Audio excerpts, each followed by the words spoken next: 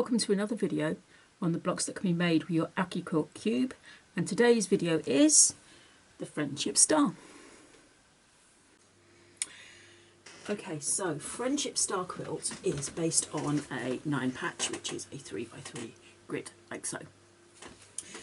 Now, the 4 outer corners remain as squares, but we're going to substitute the centre square for a contrasting colour, and then we're going to substitute the side pieces for half square triangle units, so that we end up with something that looks like this. There is our Friendship Star. Now, one thing to note is this is not symmetrical. It's handed. If I draw a line down the centre, it's not a mirror image either side.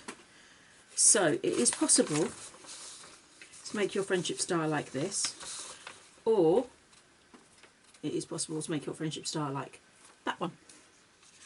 If I put the other one side by side with it, you can see in this example we're going from top left to bottom right on every single one of the half square triangles. In this one, we're going from bottom left to top right. We're going the opposite way. So you can say that these spin one way and these spin the other. That's not a problem. They're both Friendship Stars, except if you're doing a project with multiple Friendship Stars, what you don't want is the mixture of the two. So if you're doing a project with multiple Friendship Stars, pick one and then use that as your guideline. Okay, so let's get rid of these ones. There is, of course, this 2-colour version, but it is very, very simple to make it into a 3-colour version. We just replace the centre square with another colour instead. That's it. So let's get started.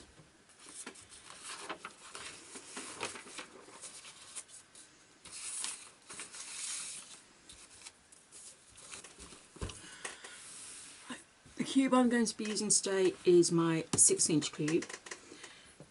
Because there is only one size of square and one size of half square triangle, I could use either my big square and my big half square triangle, or my small square and my small half square triangle. If I use my big square, I'm going to get a block that finishes at 9 inches. If I use my little square, I'm going to get a block that finishes at 4.5.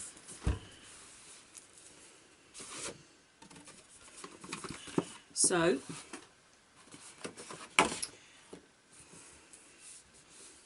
we're going to use either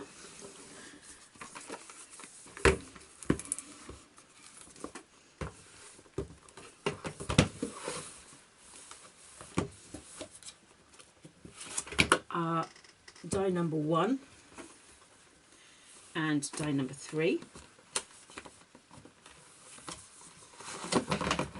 That's the one big square and the one big half square triangle dies, or die number 2, which cuts 4 squares at a time. There's lines down here for the blades, which there aren't on this one, and die number 5,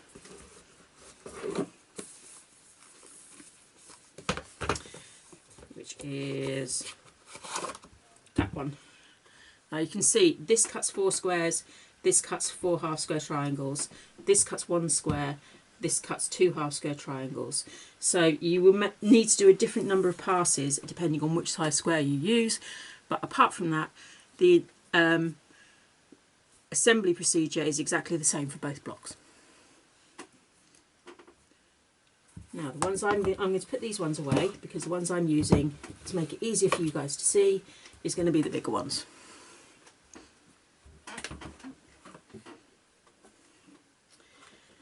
Bring my fabric back in, we're going to cut, that is my background colour,